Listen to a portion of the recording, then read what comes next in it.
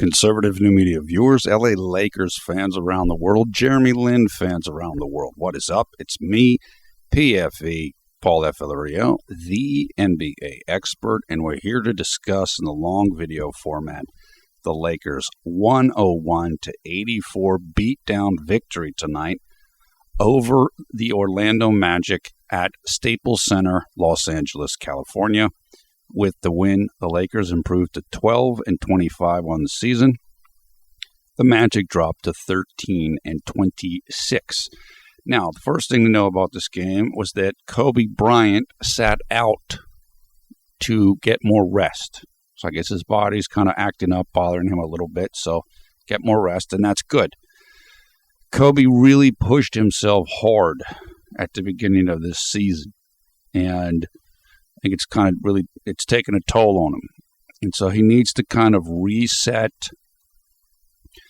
and find the balance between how many minutes he should play per game, when maybe he should take a game off, like you see with the guys in San Antonio. Tim Duncan will take games off. Manu Ginobili will take games off. And what role to play. I think it's better for him kind of playing this Magic Johnson, Oscar Robertson triple-double role rather than super scorer. Because super scorer for Kobe right now, with the defense focusing on him so much, is really draining physically. So it's good. We want Kobe to make it through this year and next year without any more injuries. And at his age and his mileage level, you have to be very careful with that. And so until Kobe and Byron are comfortable figuring out what the formula is, then err on the side of caution. Rest him rather than play him if there's any issue. And eventually they will figure out the formula. And then Kobe can play most of the games, except when he sits out to rest, maybe on like a back-to-back game or something like that. So Wes Johnson is still out with the hip flexor injury, I believe. That is the muscle that allows you to pull your leg up, like kind of bring your knee to your chest. I've had a number of those injuries, so I know exactly what it is. Hopefully Wes will be back soon. It'll be nice to get him back in the rotation. Okay, let's go over statistics quickly. And let me just say we did make a short video about the game. So if you want to check that out, you can go on our channel and scope it out. That's about 12 minutes, which is longer than most of our short videos. But usually they're like 5 minutes or something. And but you can check that out if you don't have the time for this right now, or if you just want to check that out first. Okay, the Lakers had 6 players in double-figure scoring, led by Jeremy Lin, who was the best player in tonight's game. Jeremy had 18 points. He played 29 minutes. He shot 5 of 12 from the field, which is it's maybe like 42% or so, which is that's okay. That's not bad for a guard, not great. He was 3 of 5 from the three-point line, which is quite good. His free throws, he was 5 of 10, which is definitely not good. But for most of the season, Jeremy shot well.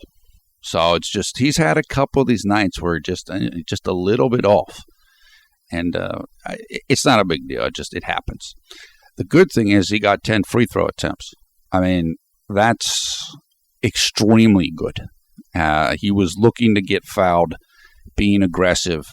And I think when the ball is in his hands more, like with Kobe out or Ronnie Price was in foul trouble in this game, Jeremy, he can go into scorer mode when he wants to. And when he goes into scorer mode, he will look to get fouled a little bit more. And he did that tonight, and it worked well. 3 rebounds, 6 assists, 4 steals, 2 block shots, 5 turnovers, 2 personal fouls, and his plus-minus was a +9. The turnovers, that's certainly more than what we want. The steals is fantastic. We'll talk more about all this later, but look, Jeremy was critical tonight. He ran the team, he controlled the tempo, and I thought he did a really good job. Also, he played excellent defense in this game, and credit to Todd on Twitter for bringing that up because he's absolutely right. Jeremy really played some good defense in this game. And later in the game, later in the fourth quarter, Jeremy and Ronnie were on the court at the same time, and they were both playing good defense. As man, if you can get that, if you can have Jeremy playing good defense and Ronnie's in his little ball hawk mode, you can do something. And Todd said on Twitter, yeah, this team's going to win games if Jeremy plays defense like that. And I completely agree. Jeremy can do that. He's just got to keep working to put it all together. And he's doing that. Okay, also, Tarik Black, 14 points, 9 rebounds off the bench. He was fantastic in this game. This guy is going to be a huge addition for the Lakers. You can just see it. It's coming.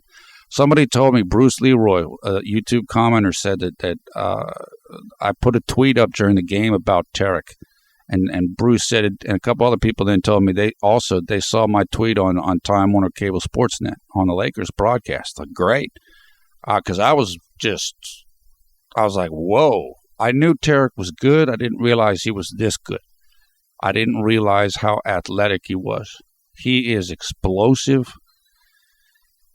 He can block shots.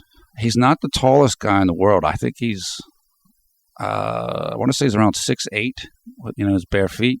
Boy, he can get up, and he's big. He's like 250, 255. I mean, he's built like a football player, which is exactly what he is, or what he was. He was recruited into the American football professional ranks, the National Football League, but I guess he chose basketball instead. And he's quite an athlete, and it's going to be exciting to see him particularly playing with Jeremy, because those two are going to do some damage on pick and rolls the same way that Jeremy does with Ed Davis. Carlos Boozer had an excellent game. 12 points, 14 rebounds off the bench. Ryan Kelly, 13 points, 8 rebounds. Ryan is beginning to regain his three-point shooting touch, and boy, is that going to help the team tremendously.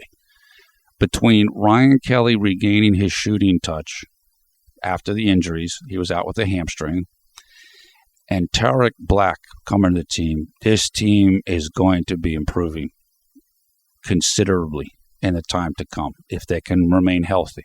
They're starting to get more depth, more athleticism. One thing I will say about Ryan Kelly, he doesn't seem that athletic, but he's very long. He's tall. He has long arms. He can make plays on defense that you don't expect him to make, like block shots, like getting steals. So he can be an asset on defense. And obviously on offense with his three-point shooting really helps the spacing on the floor. And so that is good. It's nice to have both of those guys kind of back or in full gear. Ed Davis, 10 points, 10 rebounds. Another nice game from Ed with a double-double. Jordan Hill, 11 points, 9 rebounds.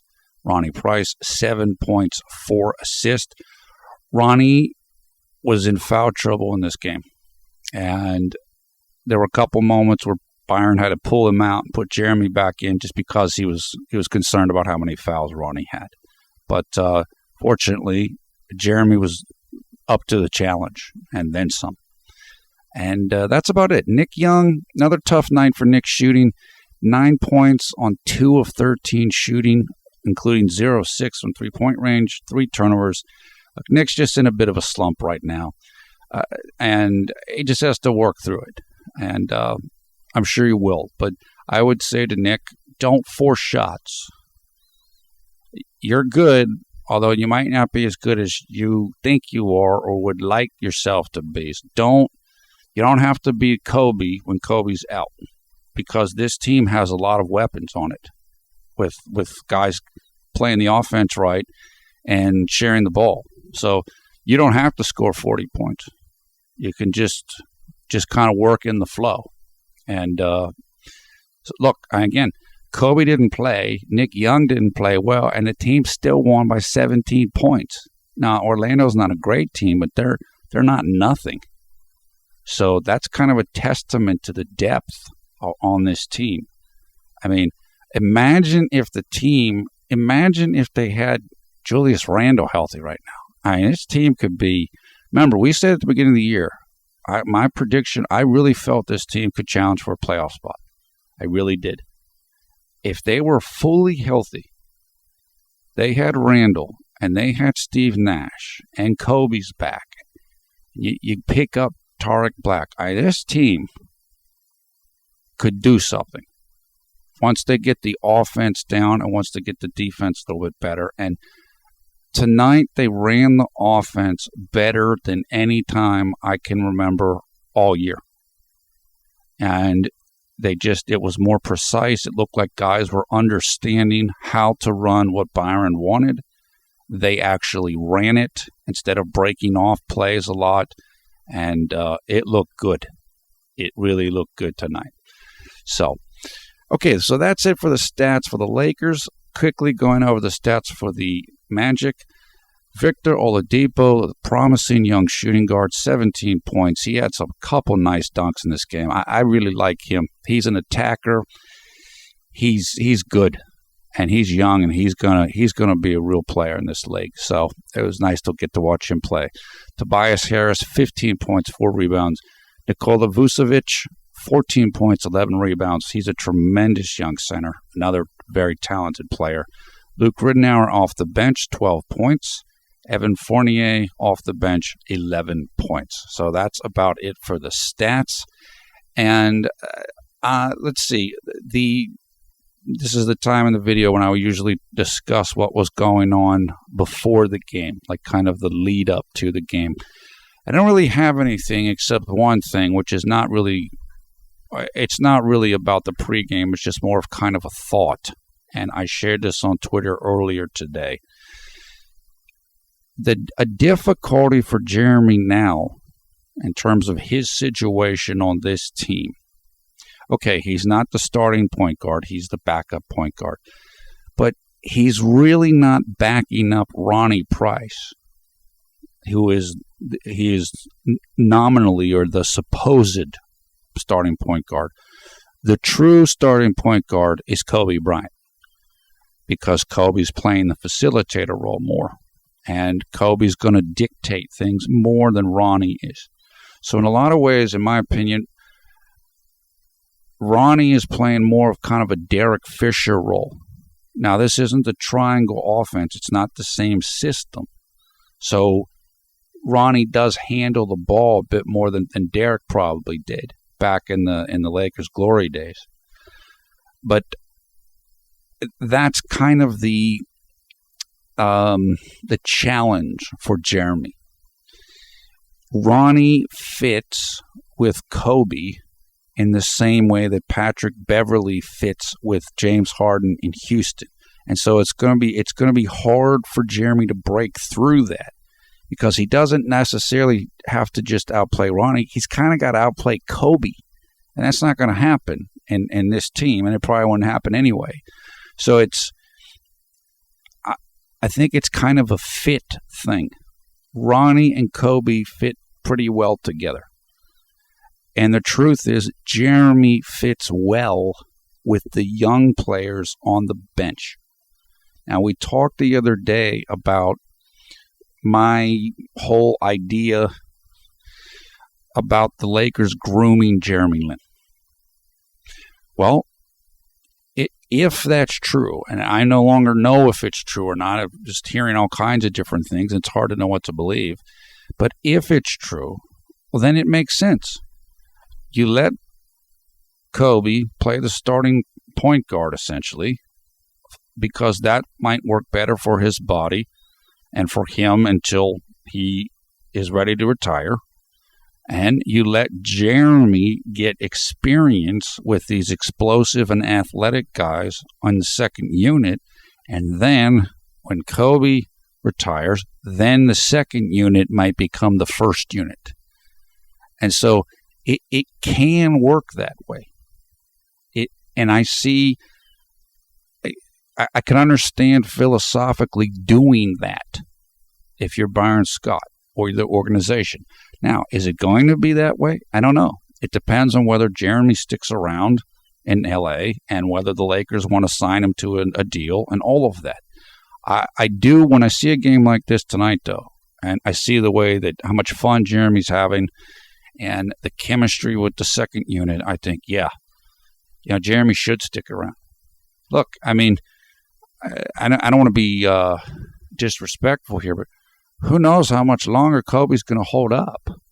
I mean, when you're at the mileage level that Kobe is at, in terms of how many minutes he's played, your body can go at any time. I mean, there's only 4 people in the history of the NBA that have played more minutes than Kobe has, and 3 of them are front court players, meaning forwards and centers, which it's you don't have to run as much or cut as much. The only backcourt player, the only guard in the history of the NBA who has played more minutes than Kobe is Jason Kidd. And right now, I think it's probably a difference of, maybe like 1,200 minutes, 1,400, not much. That's less than a season. So we don't know. We don't know. And so the point is if you're Jeremy or your team Lin, then all of that factors in. Of course, Jeremy wants to be somewhere where he can start and he can have a system that matches him, which Byron's system isn't really made for him, in my opinion. But if you stick around, then, you can possibly inherit the kingdom pretty soon. Now, you might not. They might go out and get some other point guard, but there's a chance. There's a chance. And so we have to see. We have to see how it plays out. Tonight it looked great. And, I mean, Jeremy has good chemistry with Tarik Black, Ed Davis, Ryan Kelly, Carlos Boozer, Nick Young. So we just have to see how it all unfolds. But tonight was definitely a step in the right direction, and it was very good to see. Okay, let's go over quarter by quarter. That's pretty much that was the only real note that I had in terms of pregame stuff. I did not realize Kobe was not going to play until a couple hours before the game, but maybe he didn't know either. Okay. Now, Ronnie was returning from the one game he missed after the Portland game, in which Ronnie was hit in the nose by Thomas Robinson, and he suffered a broken nose. So Ronnie and Ed, now both of them are wearing the little clear plastic mask, which protect the nose. So it's look like 2 of the Tin Men from Wizard of Oz. But it's kind of funny to see them there together. It's like twin Tin Men or something. Ronnie started out the game quite well. He hit a 3-pointer early, and then in the middle of the first, he got an and one layup. He got a layup, and he was fouled, and he helped push the Lakers out to a quick 14-6 lead. Then, also in the middle of the first, Ronnie drove to the basket. He drew an extra defender, meaning he had beaten his own defender, and so another man's defender had to come and help to try to stop Ronnie from scoring a layup. And Ronnie saw this, and the defender happened to be Ryan Kelly's man, and so Ronnie kicked the ball out to Ryan Kelly for a 3-pointer. It's look, Ronnie started the game great. Then he had a behind-the-back pass. I mean, he was feeling good. And like I said, I have nothing against Ronnie. I like Ronnie the same way I like Patrick Beverly and in Houston for Lin fans. So good for Ronnie. I'm happy. He's taken a lot of criticism and dissing. So good for him. I'm glad that he's He's playing well. Okay, Jeremy came into the game with 4 minutes and 10 seconds left in the first quarter, and he came in because Ronnie had picked up his second foul.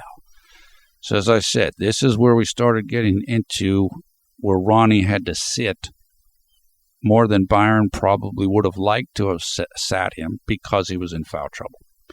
Okay, then late in the first, Jeremy had his first turnover of the game. Vucevic jumped out at Jeremy on a pick and roll on the left side of the court. Vucevic popped out to kind of hedge or double team on the pick and roll. And he kind of trapped Jeremy, and he reached behind him or reached over him and poked the ball away. It was quite a nice play. There's not a lot of centers that can make that play. And look, it was, if you're Jeremy, you have to protect the ball a little bit better. But he didn't expect Vucevic to do that. A lot of centers won't try to make that play. Okay. Then Jeremy had his first shot and score of the game. He scored on a three-pointer on a catch and shoot. So he just caught the ball, no dribbling. Ball went right up. And Sacre had set a pick for him. Now Sacre passed the ball to Jeremy. Sacre is on the left-hand side of the key. Jeremy was on the right-hand side of the key. Sacre passed the ball to Jeremy and then came and set a screen for him. And Jeremy just kind of like went, he didn't even have to move. He just shot right over the screen. It was a nice play by Sacre. Sacre is not an incredibly skilled player, but he's huge. He's a big guy. And so when you're that big, if you want to set a good pick, you can do it. And that's basically what Robert did on that play. And it was a nice play. And Jeremy was able to get his shot off no problem and went right through, about 10 degrees right at the top of the arc. Okay, then I put Nick Young stripped on his dribble. And so Nick was, if I had to guess, I think Nick kind of had it in his head that Kobe was out, and so he was going to basically play the Kobe role and score a lot and kind of take over. And so he started doing it, and it wasn't working. And so a couple plays earlier, Oladipo had gotten around Nick on defense and dunked, and now Nick had gotten stripped on the ball while he was dribbling. So it was a tough start for Nick. Then Jeremy had a nice entry pass into Ryan Kelly on the right low post area. Somehow Luke Ridenour, who was the reserve point guard for the Magic, had gotten matched up against Ryan Kelly on defense. Luke Ridenour is maybe 6'3". Ryan Kelly is about 6'9". So it was a mismatch. And when you as a point guard or as a player recognize that somebody on your team has a mismatch on offense, usually you try to give him the ball. And Jeremy saw it. He kind of took his time, made an entry pass just means you are on the perimeter and you are passing the ball to somebody in the low post.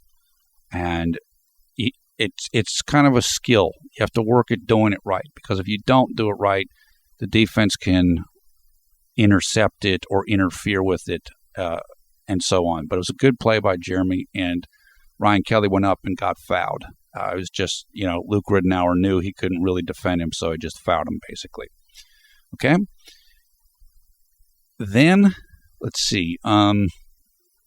I put that Luke Ridenour was doing well, and he was, but it wasn't really against Jeremy, even though that those two would be matching up with each other, supposedly. Ridenour was scoring, but he was scoring against other Lakers players. So it might have been like switches or something like this, a switch on defense where you end up guarding somebody that you wouldn't normally guard. And so other Lakers ended up guarding Luke, and he was scoring on them. So, okay, then Jeremy had his second turnover of the game. This was another post-entry pass, so Jeremy on the perimeter throwing the ball into the low post. This one was to Carlos Boozer, and it got stolen. I can't remember who stole the ball. Might have been Vucevic, but I don't remember. But it's just they anticipated the pass, and they kind of got in there and got it. That's why I said it's not as easy a play as you think it is, particularly when the defense is ready for it, and they can do things like that. So that was tough. But then what I liked about it was right after that play, immediately after that play, as Orlando went down the court on a fast break, Jeremy forced one of the Orlando players into a turnover. So in other words, it's kind of he made a turnover and then he forced Orlando into a turnover. So he kind of got it back. I don't remember exactly what he did, but he positioned himself on defense and kind of, I think the Orlando player, because Jeremy was in his way and didn't want to charge him, I believe they threw the ball out of bounds. So that was nice. I mean, he made up for it. Then Jeremy had his first steal of the game. One of the Orlando players got into the lane, like they drove into the paint, and Jeremy just reached in and took the ball from him. So what was good about Jeremy tonight was that his defensive energy was high. And I know that this will frustrate Lakers fans and coaches, because when Jeremy wants to play good defense and be disruptive, he can do it. The thing is, what Jeremy is still working on, he's still working on having all of the elements of his game at a top level, game in and game out. So what you'll see a lot of times more so from him is one game he'll be focused more on offense. Then he'll be focused more on defense in another game. Tonight, he was focused on both. And my guess is that he didn't have to think about Kobe. So he wasn't deferring to Kobe, and that whole thing is he's scared of Kobe and all that stuff. So he didn't have to think about Kobe. And he got to play a lot. So, in other words, he kind of knew Ronnie was in foul trouble. So I was like, okay, I'm going to get time here. So I'm just going to put all the energy out there. And that's what he did. So what he needs to do, and I'm sure that Byron and the coaching staff, when they watch this video, and when the team goes over the video, I'm sure somebody is going to tell Jeremy, that's what we want you to do every single game, regardless of whether you're coming off the bench or not. And look, he came off the bench today, and he had it, the quote-unquote it.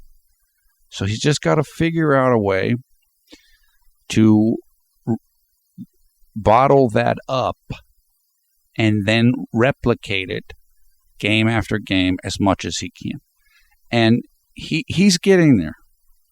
He's getting there. It's about how much energy do you have, increasing your skills, learning the new system, learning what the new coach wants you to do, learning how to play with your new teammates. There's a whole bunch of different things. This is one of the reasons why I said I would like to see Jeremy stay in a place and have stability.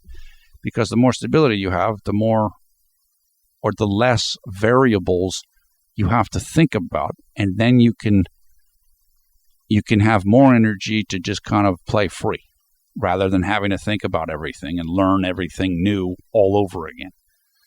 But this was definitely one of the most complete games that Jeremy's played all year. And it's good to see. And hopefully he can continue to do this. And I think he's getting more and more into a groove like that, where you will see more of this. So if as long as he gets the minutes, I think you will see more and more of this. Okay, so right after that, my feed froze. So it's like I missed a couple minutes of game action. Jeremy then blocked, I cannot remember the guy's name he was the backup center for the Magic. He was in the lane. He blocked him from behind. It was a nice play. And then he got an assist to Nick Young for a made jump shot. At the end of the first quarter, Lakers up 29-20. So up by 9 points. Jeremy had 4 points, no rebounds, 1 assist, 2 turnovers, and 1 steal already. So he had begun solidly, except for the turnovers. But, the turnovers didn't hurt him tonight. They didn't hurt him, and they didn't hurt the team. The same with the missed free throws. You want those 2 elements to be better, but you can't be perfect, and they didn't have an effect in the game tonight. And all the things Jeremy did well in this game massively outweighed those 2 negatives or deficient areas, however you want to express it. Okay, then Jeremy, going into the early in the second, he got his second steal of the game. I did not see it, so I can't comment on it, but he racked up his second one there. Then he got a blown assist to Nick Young on a missed three-pointer. Then he missed his first field goal of the game, which was a 3 from the top of the arc. It was a good-looking shot. It just went in and out, kind of went rattled around the rim and came back out. Then I made a note that says, "This is garbage basketball, a joke." And what I mean by that is, at this point in the game, both teams looked a little sloppy. Now, the Lakers certainly looked better than Orlando did, but it was kind of like, it almost looked like a scrimmage in terms of just kind of the focus and the execution. Now, for the Lakers, you kind of expect that. They're missing 2 starters. Many of the players on the team are new. They're learning a new offensive system. So it's not all clear and concrete yet. But it just kind of was like, you get games like this in the NBA. You have 2 teams that aren't really that great. Neither one of them is going to make the playoffs. And so it's almost like, instead of playing at the highest level of basketball, it's almost like they're playing to get the game over with.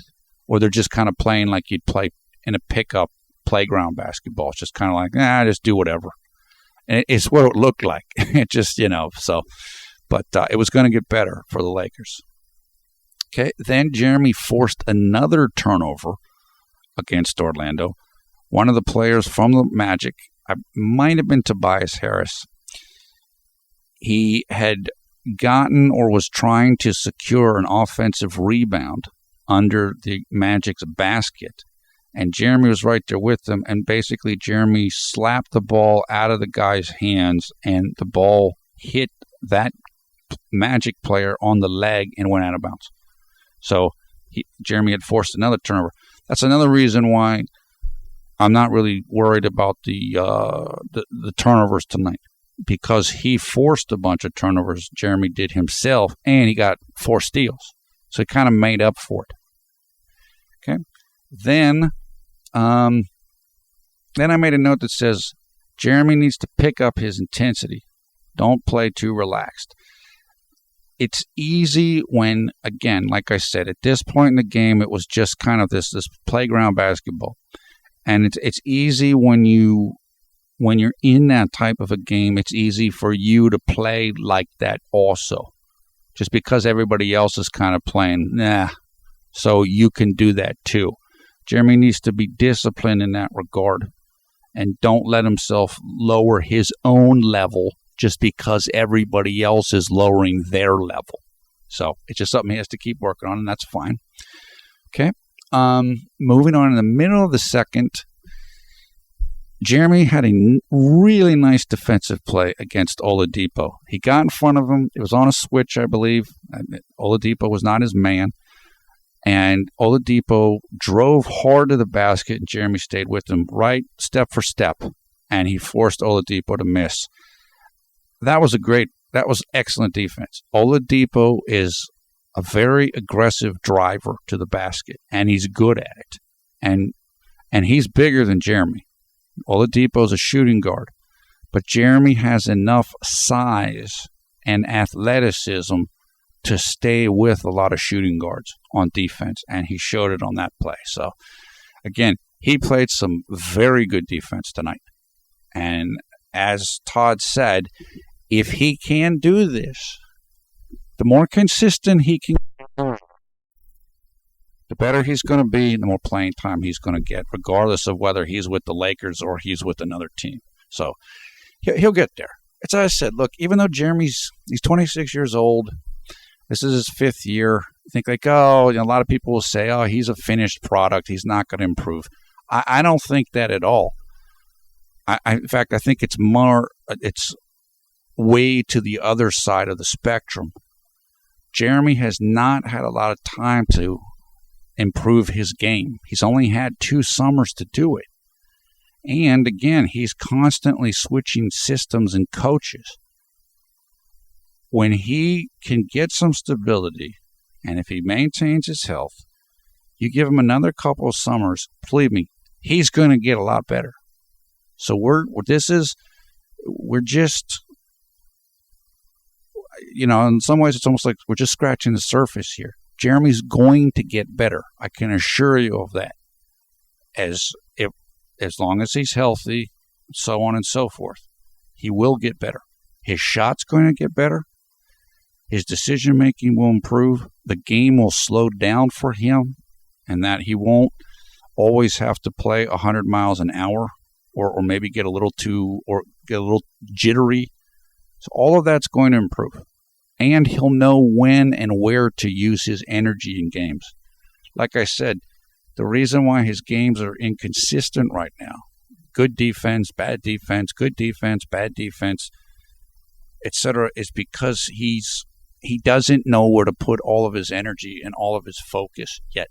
He's still learning that. And that's going to get better. So like I said, I'm perfectly content with his progress. And he just needs to keep playing, which is, to give credit, that's basically what Kobe said not too long ago with the whole relax, don't take yourself too seriously. And Kobe also said, Jeremy just needs to go through it.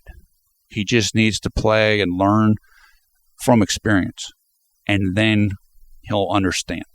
And that's exactly right. He just needs more repetitions, more minutes, and it'll get better and better. The point guard position in the NBA is the slowest to develop in terms of players. Now, there are players who develop fast, like Chris Paul. The reason why it's slow or takes longer is because it's the most challenging and most important position. For example, if you're a center, you don't have to learn who to pass to and when to pass it to them, and you just play around the basket, or unless you're a shooter. You just do certain things and guys give you the ball. It's not that complicated.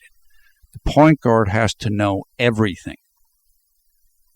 They have to know pace and tempo. They have to know where guys on the team want the ball, when to get them the ball, etc. They have to know the offense. They have to know everything.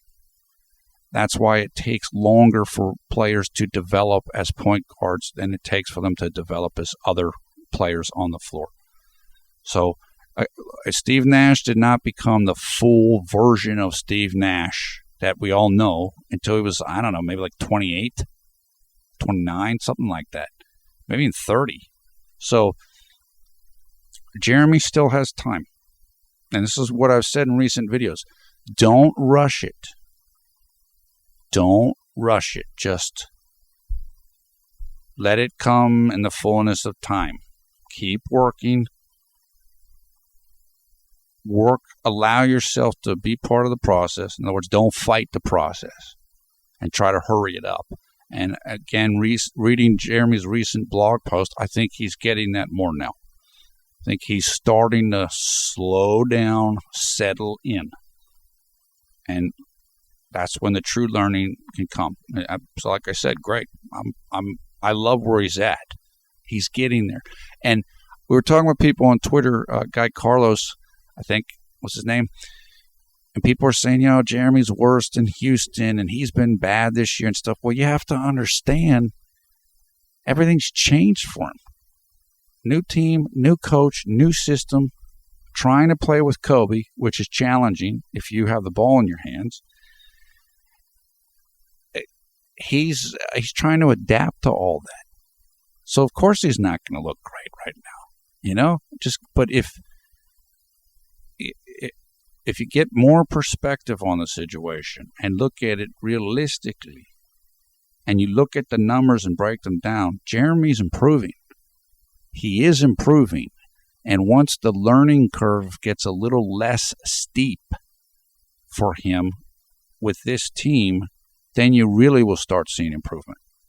It's just going to take a little more time. And that is the difficulty of changing teams all the time. Because then you're constantly on high learning curves, trying to learn everything and get familiar with it. And so you're thinking too much. You don't get to just play. That's still happening for him now. And I think a lot of the people that are criticizing Jeremy, I guess they don't understand that. But it's pretty evident, it should be self-evident that with those different variables going on, he hasn't really been able to settle in. And another variable is that he started for 20 games and now he's not starting anymore. So that's another change. Once he adjusts to all of those things, then you're going to start seeing more of the real player that he is. And that's some of what you saw tonight. Okay, then middle of the second, Ronnie came in for Jeremy with 6 minutes and 49 seconds left. The score at that time was 38-32. I then made the note, it says, Nick Young taking horrible shots, making stupid and selfish plays. Nick was forcing shots. He was trying to shoot himself out of his slump that he's been in, which you have to do that. But you can't do it so much that it disrupts the team's flow. And what he was doing was disrupting the team's flow. In other words, it's almost like he had in his head, like, he has to score, he has to do stuff for the team to be okay. But that wasn't true. The team was fine. So don't keep forcing stuff because it's hurting the team. So, I mean, Nick has that tendency. It's, so some people call him like a little Kobe or something like this, in the sense that, he'll force shots and stuff.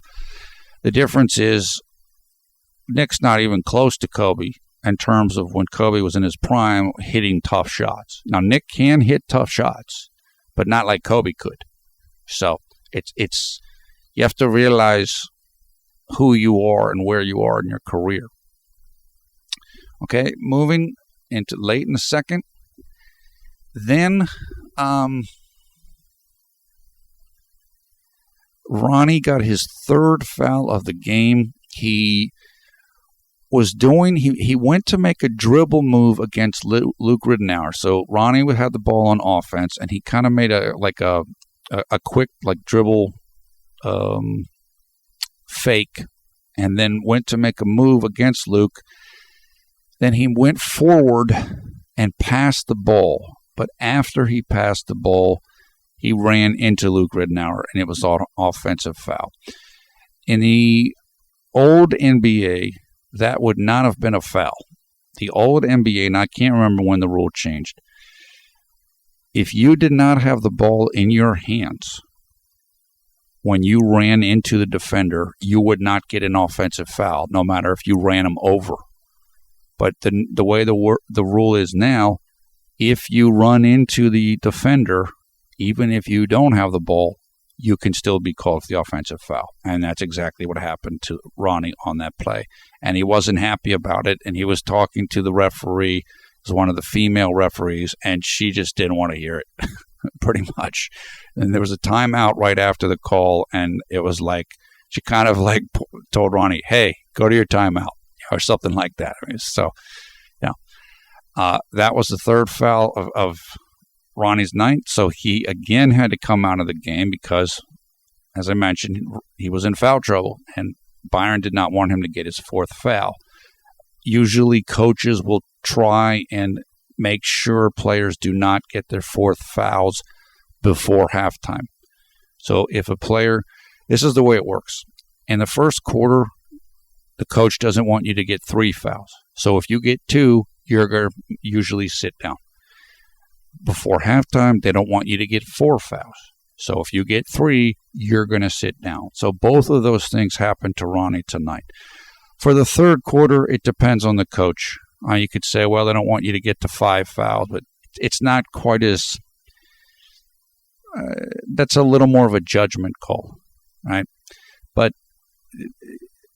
it's not always the case, but you will often see coaches do that. If a guy gets 2 fouls in the first quarter, he'll sit. If a guy gets 3 fouls before halftime, he'll sit. So that's basically what Byron did with Ronnie, and so Jeremy got to come back into the game with 2 minutes and 44 seconds left.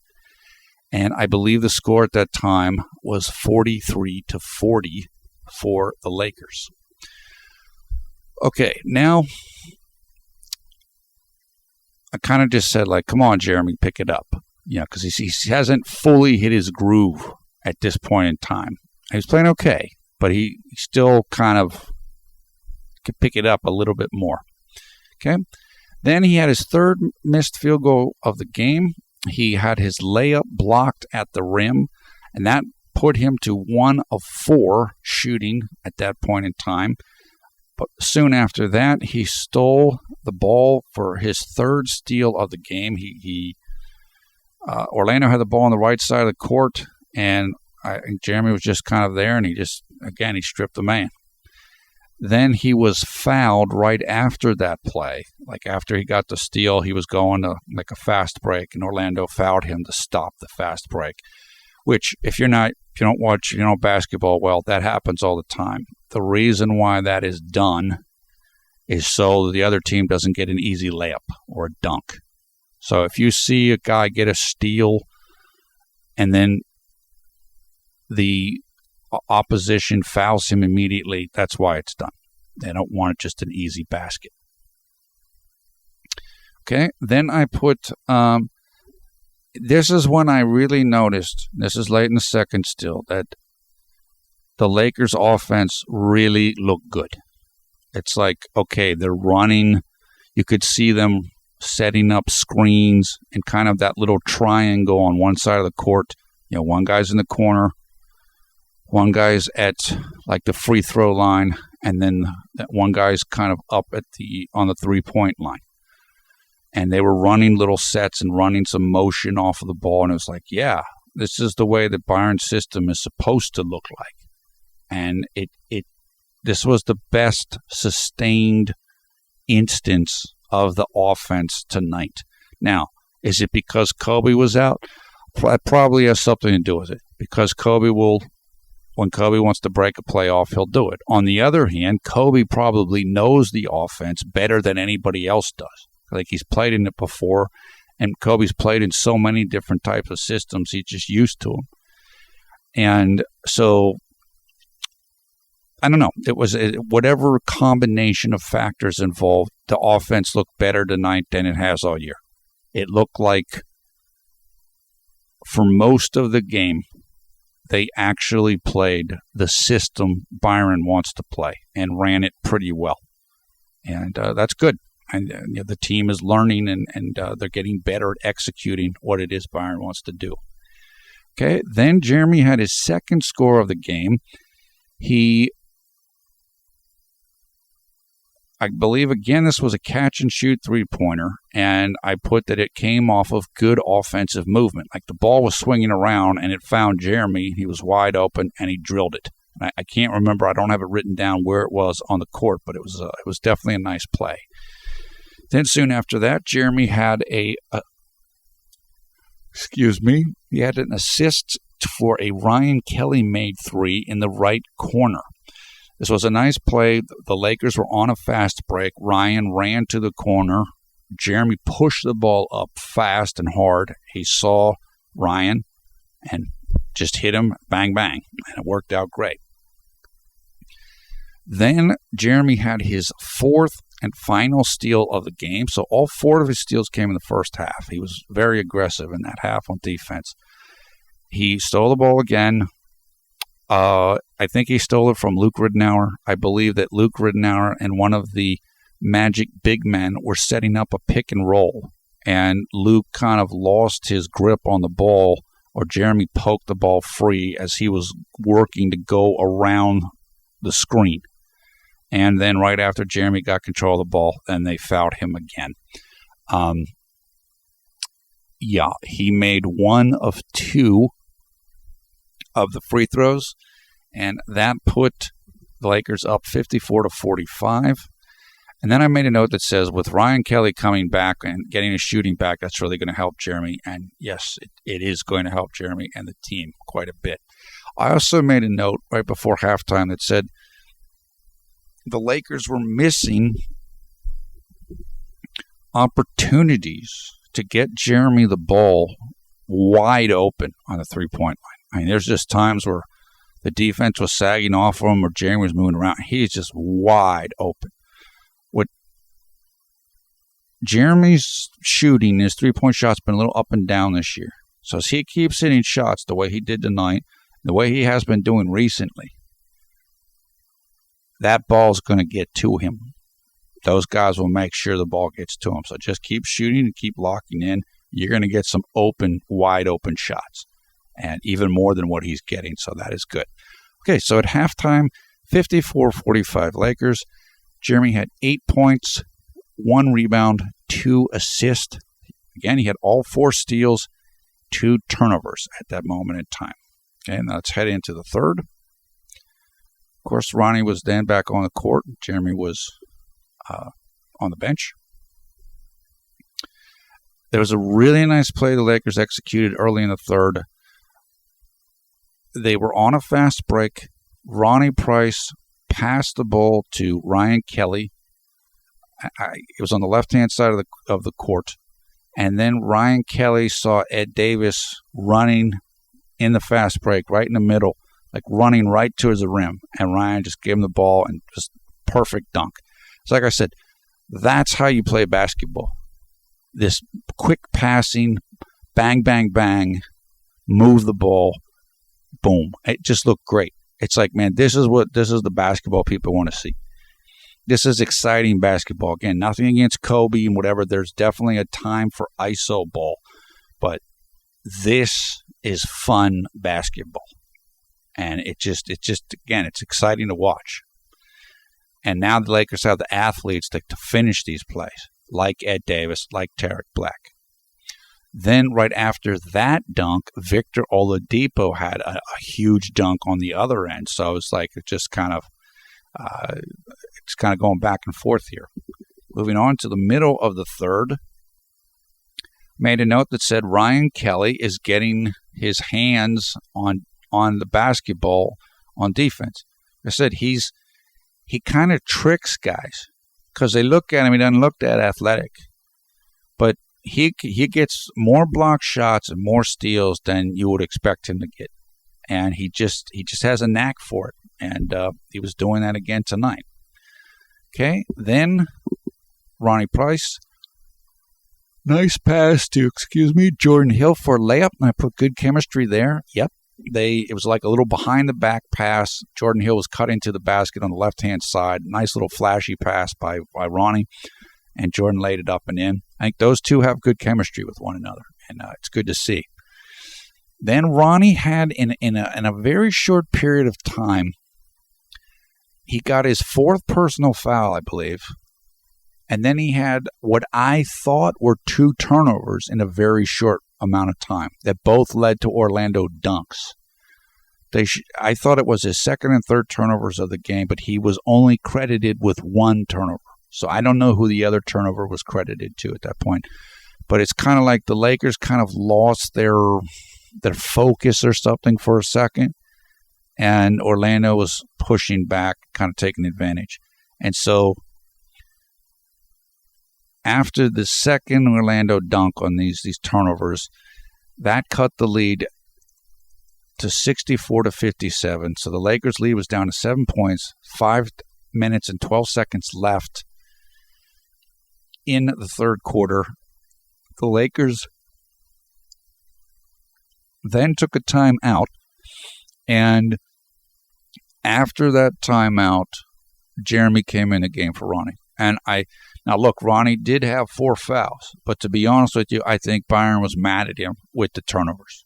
That's why I think basically he kind of yanked Ronnie out of the game for that period of time. So, look, Byron, if Byron is fair about this, then okay, we can deal with it. If Jeremy's good, keep him in. If Ronnie's good, you keep him in. If Ronnie's not good, you take him out. If Jeremy's not good, you take him out. That's pretty much what Byron did tonight. Now, again, some of it was because Ronnie was in foul trouble. But then later, like now, in the third quarter, when Ronnie wasn't good, Byron took him out. So if he does that, then it's not, I don't really have a problem with it. Okay? Now, when Jeremy came into the game, here in the middle of the third quarter with 5 minutes and 12 seconds left, Byron also put in Tarik Black. I don't think that was an accident. I think Byron understands, get guys on the court with Jeremy who can run pick and roll, who will cut to the basket rather than set up for a jump shot. So instead of putting Sacre in with Lin, who likes to shoot jumpers, he put Tarik Black in. And if we're going with this theory that the Lakers are grooming Jeremy for the future, well, okay. Here's the youth movement. Get them on the court together so they can start building chemistry, which is what I think happened in the game the other day. Can't remember which game it was now, where it was a blowout, but they put Jeremy in late in the game.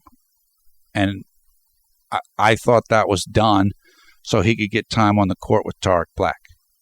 And so it's, like I said, we don't know everything that's going on, but there are certain things that I see that look good in terms of Jeremy and the future with the team.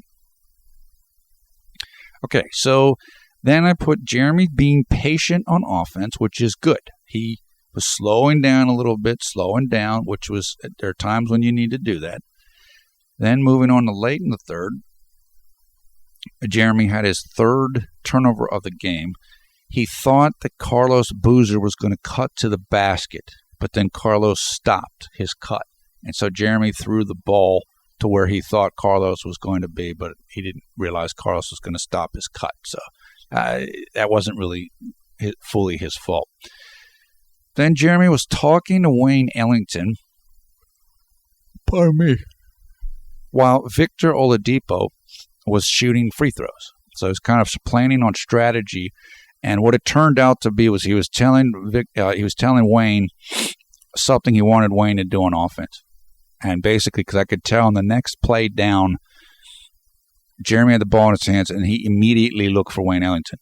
Basically, he was telling him to run, I think, a certain screen. Maybe Jeremy said, look, hey, this guy's kind of getting lazy. If you run him off a screen or you get to this spot, I'll get you the ball. Because it clearly looked like that's what was going on. However, the defender, whoever it was, and I don't remember who it was now, they actually did play the play well, and so Wayne did not get a clean look. But I think that's what Jeremy and Wayne were talking about there. Okay, then Jeremy missed his 4th. He had his 4th miss of the game. He shot a 3-point shot from about 35 degrees left of the top of the arc. He just rushed the shot. The shot clock literally was about to go off, and he had to get the shot up, so he just hoisted it, and it was off. Then he had an assist for a foul in which he passed the ball to Nick Young in the right corner, and Nick was fouled and got 3 free throws. So again, Jeremy will not be credited for an assist there, but he that's basically what it was. Then Jeremy had his 4th turnover, which I did not see, so I cannot comment on it. Then he was fouled on a drive to the rim. This was a nice play where the ball started out on the right-hand side of the court, and the side of the court where the ball is not is known as the weak side. And the side of the court where the ball is at is called the strong side.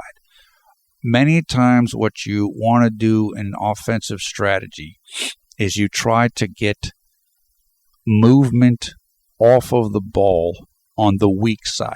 So you'll see guys kind of running around trying to get free on the side of the court where the ball is not.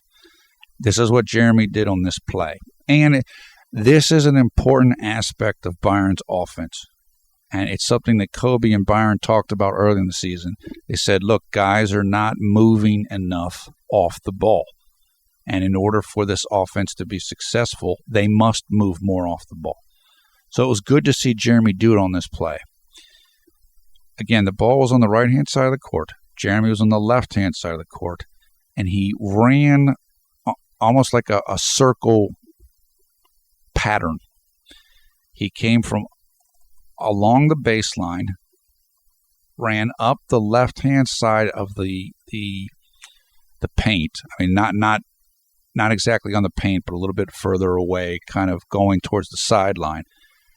He ran up towards the free throw line in a circle motion. Then Tarik Black, who was standing on the right side of the free throw line, passed him the ball, and Jeremy cut right down to the basket, and he was fouled. It was a very nice play, and that is the way that the offense is supposed to execute. And so a lot of times guys aren't moving enough without the ball. They're not. And Kobe's gotten mad about that before, and he's right. But in this instance, Jeremy ran it perfectly. So as I said, the offense looked as sharp as it's looked all year. Guys were doing it and executing it much better tonight than they have been. That Jeremy was fouled. He went up for a shot. He was going up for a layup on the play when he was fouled. So he got 2 free throws, and he made both of them.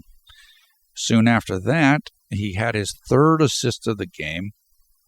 He passed the ball into Tarik Black. So it was a post-entry pass, as I explained earlier, perimeter going into the low post area. Tarik took the ball, dribbled one dribble across the middle of the lane, and put up a little kind of sweeping hook shot that bounced in. It was a nice play by both guys.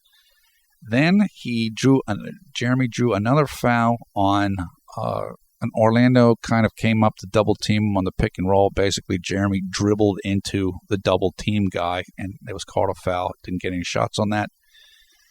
Finally, in the 3rd quarter, Jeremy went up in the half court. He went up for a reverse layup. Actually, it might have been a transition. I don't recall right now. Just missed it. It was nice defense by the Orlando big man to challenge him. But it was such a soft shot by Jeremy. It almost went in. It bounced right off the rim, and Tarik Black just kind of came in and tipped the ball in.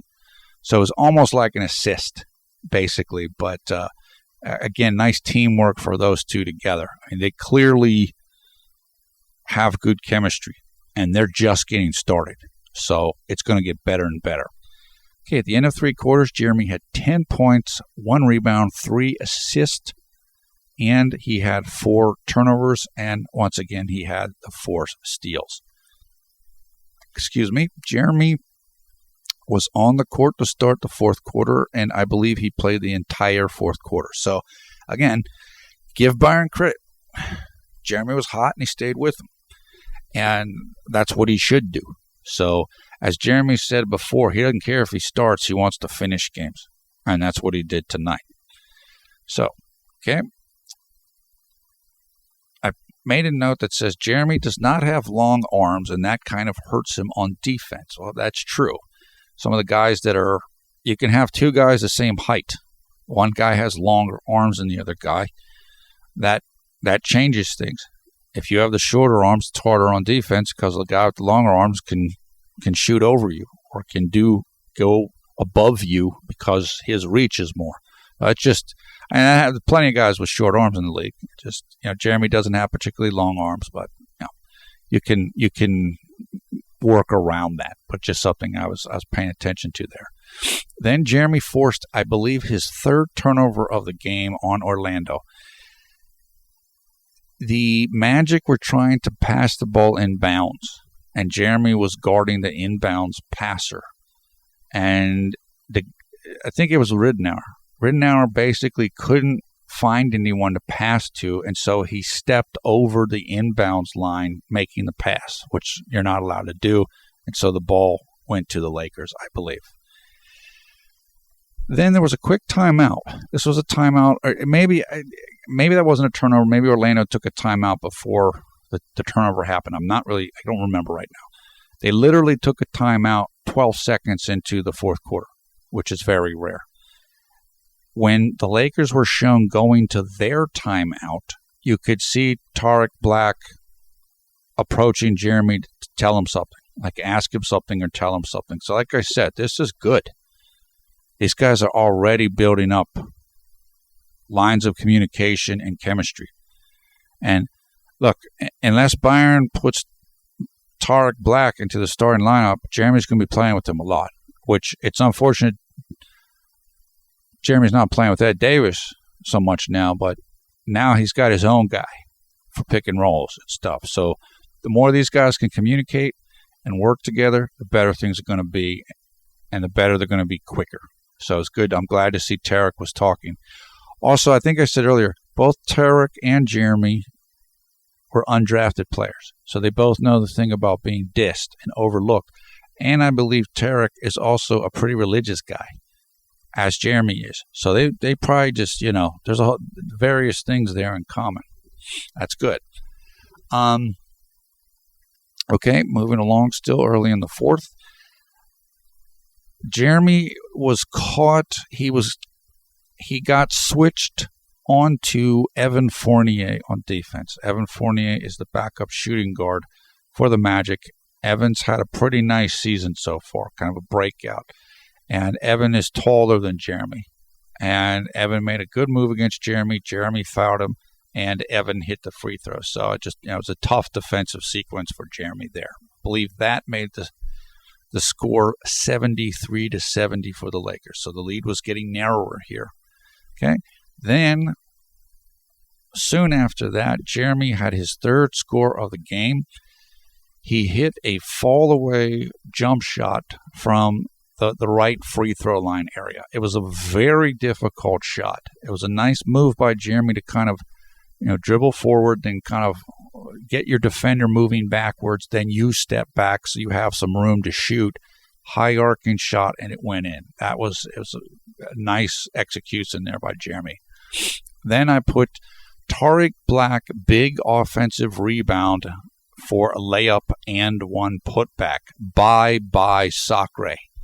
Meaning, if Tarik Black plays like this, Robert Sacre is not going to be playing a whole bunch, which I think is probably in the Lakers' best interest. Not because Sacre doesn't deserve to play, but because Black is better than Sacre. And you can see that because he's more athletic than him. And that's going to help the team, and it's going to help Jeremy. Again, Sacre wants to shoot jump shots off of pick and rolls. Tarik Black wants to cut to the rim and get dunks. And that's going to be easier for Jeremy, and it's going to be more successful to the Lakers' offense as well. Okay? Then Tarik had a really nice block shot. Then Jeremy had his fourth score of the game. He had a layup in transition on the right side. So went right up strong. He fell to the ground, and he got no call. So he's still not getting calls. I mean, he's getting some calls, but he's not getting all the calls that he probably should get. But look, we're not going to cry about it tonight, but it's just like, I don't know what he's got to do, but whatever. Okay, then Jeremy was fouled. He was near the right corner around the three-point line. He got the defender up in the air, meaning that Jeremy faked like he was going to shoot. And so the defender jumped towards him. Once Jeremy saw that the defender was in the air, then Jeremy basically jumped into the guy because, go up to shoot and the guy runs into you and you're going to get free throws. It's a smart play. He had his foot on the line or else he would have gotten 3 free throws, but instead he only got 2. Fortunately, Jeremy missed both free throws, heading now into the middle of the fourth quarter. Then I put NYS, Nick Young, stop being selfish. Again, he was dominating the ball here in an ineffective way. He was kind of stopping the ball on offense, but it wasn't doing anything. Either he's missing the shot or else he's it's just burning he's just dribble for nothing, for no purpose. So, but again, look, Nick just had a tough night. He's had a tough stretch recently, but he'll get beyond it. Then Jeremy had his second block shot of the game. He blocked Vucevic in the lane. So Vucevic is standing in the paint. He was going up to take a shot, and Jeremy just came from behind him and blocked him. It was just great. Like I said, it was a second. It's almost the exact play that he made earlier in the game against the other Orlando big man. And it's just, Jeremy was very active tonight, extremely active. He was everywhere. Okay. Then, still middle of the fourth, Jeremy did a pick and roll with Tarik Black, and you could see they were looking for the dunk. But Orlando knew it, and they what they did is the defender stayed with Tarik Black, so that basically if Jeremy would have tried to throw an alley-oop, the defender would have intercepted it. So it was Orlando sensed what was coming, and they defended it properly. But it's good that they were looking for that play. Also, it was good to note that Tarik Black was hitting his free throws tonight. He got fouled a lot, and he was making his free throws. So I don't know if he's normally a good free throw shooter, but he looked like one tonight. Many big men can't shoot free throws well, so if he can, that's a big bonus. Okay. Jeremy missed his sixth and final. He had his sixth and final miss of the game then, right after or soon after Tarik Black was hitting free throws. It was just a jump shot. I don't remember exactly where it was, but he did not make it, and that made him 4 for 10 shooting on the game. Then Jeremy had an assist. He passed the ball. Jeremy was on like a right diagonal from the basket, maybe about 45 degrees diagonal from the hoop, right around the free throw line area. So he saw Tarik Black get free on the right baseline close to the basket. I think he did a bounce pass to Tarik. Tarik turned in and dunked the ball, and it was awesome. It wasn't a pick and roll play. It was just Tarik got free, and Jeremy saw him dunk. And I didn't think Tarik was going to be able to dunk it.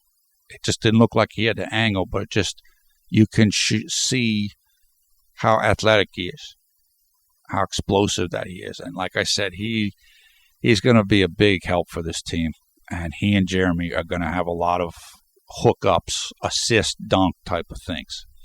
Okay, then Jeremy was fouled in transition. So he drew a bunch of fouls tonight. Not only did he have the 10 free throw attempts, he was fouled much more than that. And that's useful because what it does is it puts the opposition into foul trouble. Not only do you get to shoot, you're fouling guys out. So that's something that Jeremy's extremely good at doing. Then there was a graphic that said that Tarik Black had a career-high 13 points. So he never scored 13 points before, and it's great to see. I mean, he's going to be scoring a lot more than 13 in the time to come, I'm sure. And then Jeremy did get free throws on that last foul. He made one, missed the second one. And then I put out a tweet, and I also wrote a note here that says, with Ryan Kelly getting a shot back and Tarik Black on board, now you're getting a whole different Lakers cast. Now the team looks much different, particularly the second unit looks different. And as I said, that's going to help Jeremy tremendously. And it's going to help the team a lot too. You have more options, you have more athleticism, you have more shooting, you have more youth. It's good. It's really good. Hopefully they can all stay healthy. You're going to see better and better things from these guys. Okay, then I want to say maybe about 5 minutes left in the game. The Lakers were up 15 points, and Byron put Ronnie Price back into the game, but he also kept Jeremy Lin in the game. So Jeremy was essentially playing shooting guard at this time. Now, I don't know why Byron did this, but I think that the Orlando Magic were playing with a small lineup. So Byron might have put Ronnie in to match up with whatever Orlando was doing, but I'm not sure about that. But again, he and Jeremy were in at the same time. I don't know who was playing small forward. It was probably Nick, but I'm not sure. Okay. Soon after this, Jeremy had 2 straight assists to Carlos Boozer for made jump shots, and pretty soon Lakers were up 17 points. Carlos went on his own little personal scoring run. He just kind of just went on a roll. Orlando took a timeout with 4 minutes and 9 seconds left, down 17, and you could just see that the game was over. And when the Lakers were walking to their timeout, you could see Jeremy doing one of his "let's go." And he's really fired up. He'll do a "let's go" thing. And he was saying that to somebody on the team. I wasn't sure exactly who, but it was great. The Lakers, the crowd was pumped up. The team was pumped up. The bench was pumped up. And everything had come together. And like I said, it's not that the team can't feel this way with Kobe around, because they get like this when he's around too. The thing is, it's different now because there isn't one person that's kind of all the activity is centered around. Like now it's kind of like it could be anybody rather than it's going to be Kobe. And so it just has a different vibe. And I think in a lot of ways it's good for the team because it lets them to grow instead of they know it's going to be Kobe. Now it might be them. And so it's kind of, it has a different feel. So, okay, then we move on to late in the fourth. Jeremy had his final turnover of the game. He kind of forced the pass. I didn't see it completely. I just saw the end of it, and it was a pass he shouldn't have made. But it had no effect on the game. There was like 2 minutes left, and so, it's not like the Magic were going to come back. So he was just kind of getting a little relaxed, and I just made that thing. Then Tarik Black had a huge block against, I believe, Evan Fournier on a layup attempt. And I just made a note that says Tarik Black is everywhere. He was all over the court. He and Jeremy tonight were everywhere. They had so much energy, and they're jumping everywhere. They're stealing the ball. They're blocking shots. They're getting dunks. This is what I said.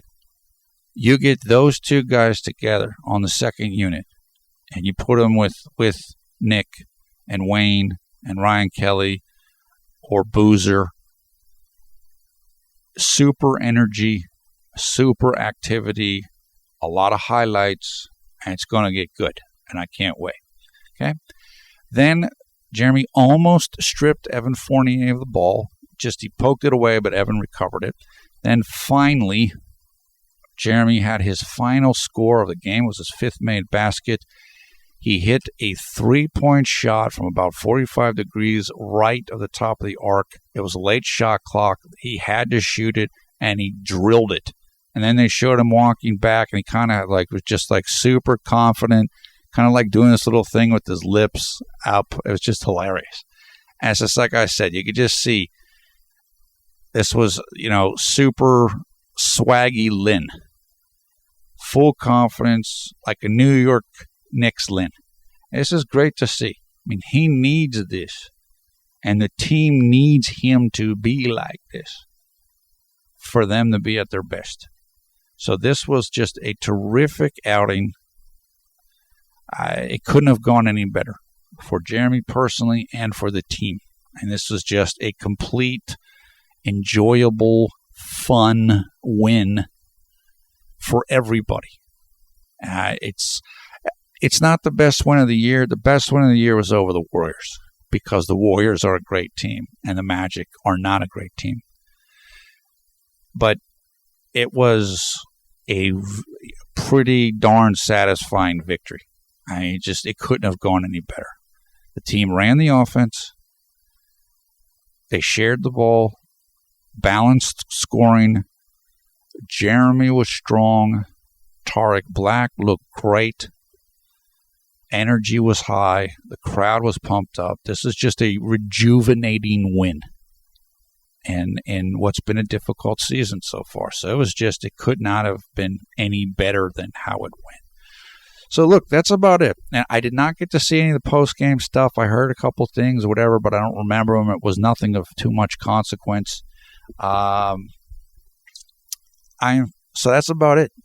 This, it's good to see Jeremy get this and perform well in a win, because there's been, there's been all kinds of criticism of him, and he hasn't been good this year, which I don't agree with that. He hasn't been great, but he's been solid when you factor in all the variables that we discussed earlier.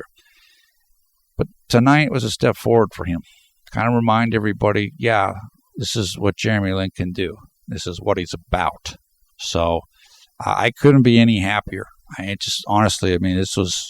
doesn't get any better than this. And you'll take it. I don't care who the team is or whatever, what the record is. They had a better record than the Lakers coming in this game. So, it's a fair win. Okay, the next game coming up will be 2 days from now on Sunday, January 11th, here in the United States, and it will take place against the Portland Trailblazers. Portland currently has the third best record in the NBA.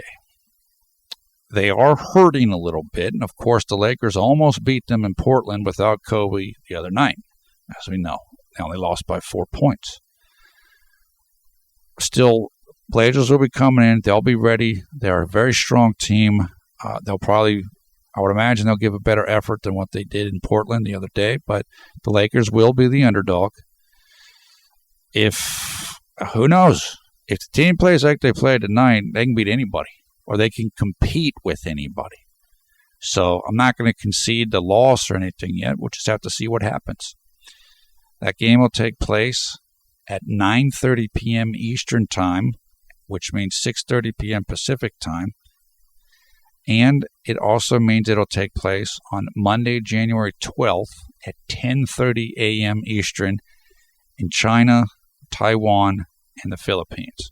So that will be the next game coming up, and it will be shown in the United States on NBA League Pass and Time Warner Cable Sportsnet. That is about it. Terrific win. Happy for Jeremy. Player of the game, clearly. I don't think there's any question about that. So we'll just say thank you to Gary Chen for the artwork you're looking at now. You will find out more about Gary and how to check him out on Facebook in the video description below the video player. We'll also have information there so you can look at highlights of this game, see the different fun things there. Also let you know, hey, go find the Jeremy Lin highlight people, because there's plenty of good highlights from this game you're going to want to see. Thumbs up, thumbs down, your comments below. Also in the video description will be information so you can come and join the Conservative New Media Facebook group, and how you can come and find us on Twitter. We love interacting with people on Twitter. I'm there a fair amount now, and it's great. I encourage you to come follow us, come interact with us there. We have a lot of fun. We've been meeting some more new people recently, like Mikkel from Denmark and others, and we'll be happy to meet with you and talk with you as well. Again, I am PFE Paul F. Villarreal, the NBA expert.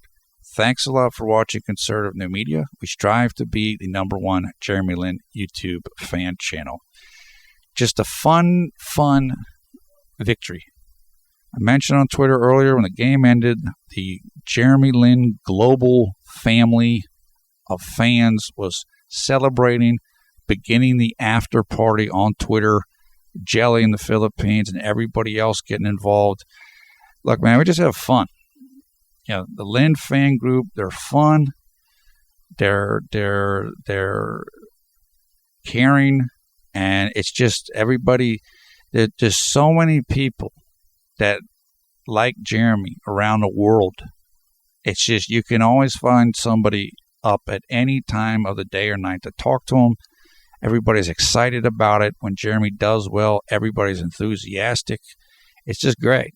And it's like I said, it's nothing better than a little Twitter after party when the team wins and Jeremy does well, because it's there's many people involved, and it's just a very unique and fun experience. So we certainly, again, come and join in. We'd be happy to have you join in. Okay, that's it. As I said, I don't care about the turnovers. I don't care about the free throws. Sure, he can do better. Jeremy played a great game tonight. He really did. And hopefully he can continue to play in this manner. You're not going to play this well every single night out.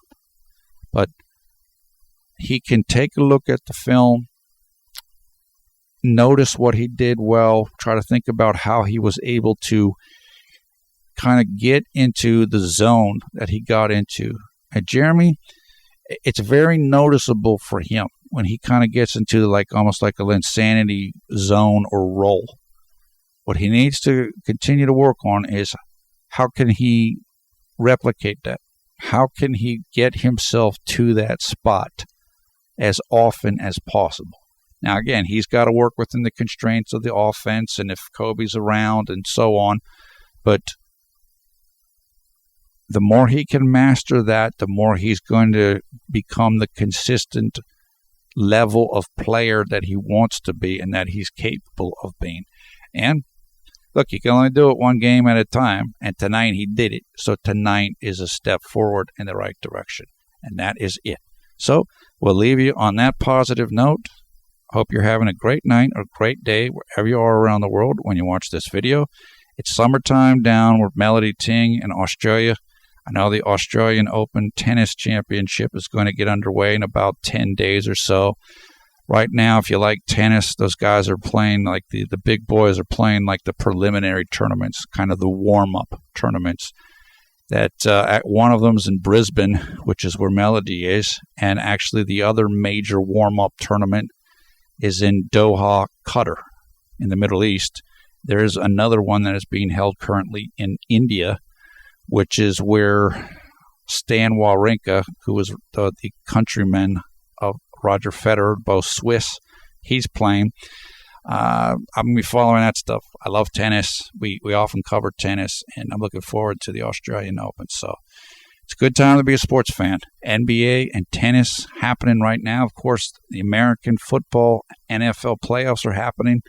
The divisional championships going down tomorrow. So I love it. I mean, this is a great time if you like sports, at least in America. So that's it for now. Take care. Looking forward to talking to people about this video and everything else in the comments and on Twitter.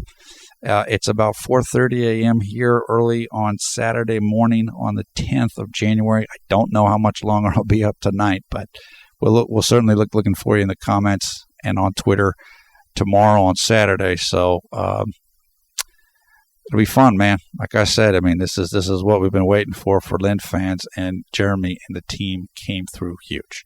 Okay. Talk to you soon. Take care.